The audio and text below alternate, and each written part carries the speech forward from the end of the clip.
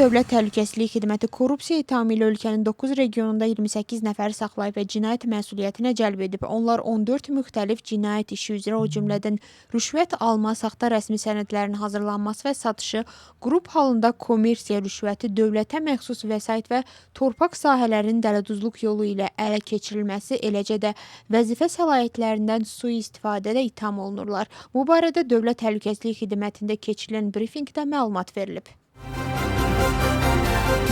Tbilisi Şəhər Məhkəməsində sabotaj işi üzrə itham olunan 8 siyasətçinin məhkəmə prosesi davam edir. İclasda itham tərəfinin təqdim etdiyi 5 şahid, o cümlədən Nana Qaqabadze və Vato Şakaraşvili dindiriləcək. Təqsirləndirilən siyasətçilər bildirirlər ki, 45 cildlik işdə onların təqsirini sübut edən heç bir dəlil yoxdur. Baş prokurorluq onları sabotaj, xarici dövlətə yardım və konstitusiya quruluşuna qarşı fəaliyyət kimi ithamlarla mühakimə edir. Georgi Vaşadze, Zurab Japaridze və Nika Guaramiya 30 min lari, Mamuka Xazaradze və Badri Japaridze isə 1 milyon lari girov təyin olunub.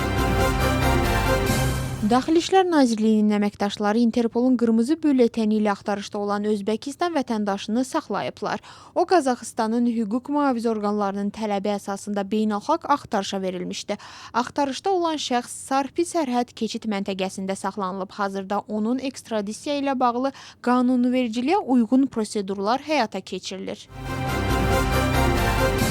Daxili İşlər Nazirliyinin Miqrasiya Departamenti son günlər keçirilən tədbirlər nəticəsində 113 xarici ölkə vətəndaşını Gürcüstandan deportasiya edib.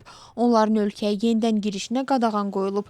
Rəsmi statistikaya görə bu il indiyədək Gürcüstandan 2203 qeyri-qanuni miqrant çıxarılıb ki, bu da 2025-ci ilin ümumi göstəricisindən 70% çoxdur. Gürcüstanın baş naziri Irakli Qobaxidze ATƏT Parlament Assambleyasının Gürcüstanla bağlı qəbul etdiyi tənqidi qətnaməni aşağı keyfiyyətli adlandıraraq onun təşkilatın nüfuzuna xələl gətirdiyini bildirib. O deyib ki, Gürcüstan Assambleya ilə əməkdaşlığı davam etdirəcək, lakin bunun səviyyəsi qurumun gələcək fəaliyyətindən asılı olacaq. Qobaxidzenin sözlərinə görə Gürcüstanın cəzalandırılması hakimiyyətin xarici təzyiqlərə boyun əyməməsi ilə bağlıdır. Müxalifət isə qətnaməni dəstəkləyərək bunu Gürcü arzusunun siyasətinin nəticəsi hesab edir. Haqa qətnaməsi ötən həftə qəbul edilib. Gürcü deputatlar isə etiraz əlaməti olaraq səs vermədən əvvəl iclası tərk ediblər. Avropa İttifaqının Xarici İşlər və Təhlükəsizlik Siyasəti üzrə Ali nümayəndəsi Kaya Kallasın Gürcüstanla bağlı açıqlamaları Tbilisdə fərqli reaksiyalar doğurub. Hakim komanda bəyanatı tənqid edərək ölkənin dövlət maraqlarına əsaslanan siyasətini davam etdirəcəyini bildirib. Kallas isə deyib ki, Avropa İttifaqı Gürcüstan hökumətini deyil, Gürcü xalqını dəstəkləmək istəyir. Onun sözlərinə görə hazırda Avropa İttifaqı ilə Gürcüstan hökuməti arasında münasibətlər demək olar ki, yoxdur və Brüsseldə Gürcü xalqına necə dəstək vermək barədə müzakirələr aparılır. ABŞ İranın 5 şəhərindəki hərbi obyektlərə zərbələr endirib. Vaşinqton bunun İranın dənizdə hücum imkanlarını azaltdığını bildirib. İran isə Küveytdəki ABŞ hərbi obyektlərinə pilotsuz uçuş aparatlarla hücum etdiyini açıqlayıb. Həmçinin Hörmüz boğazında 2 neft tankerinə hücum edildiyi bildirilib.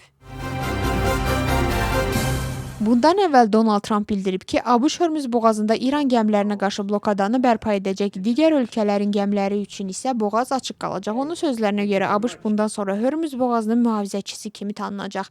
Trump əlavə edib ki, bölgədə təhlükəsizliyin təmin olunması xərcləri daşınan yükün dəyərinin 20% həcmində ödəniləcək.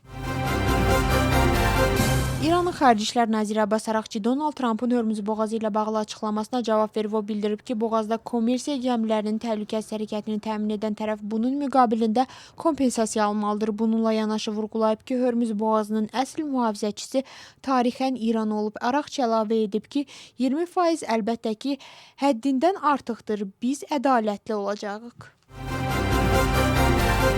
ABŞ dövlət katibi Marco Rubio Beynəlxalq Cinayət Məhkəməsini sərt tənqid edib. Onun sözlərinə görə məhkəmə Amerikalıların 250 il ərzində öz liderlərini seçmək və qanunlarını müəyyən etmək hüququnu əlindən almağa çalışır. Rubio bildirib ki, Beynəlxalq Cinayət Məhkəməsi ABŞ-a qarşı müharibəni güllə və raketlərlə deyil, qanunlar və qondarma beynəlxalq hüquq vasitəsilə aparır.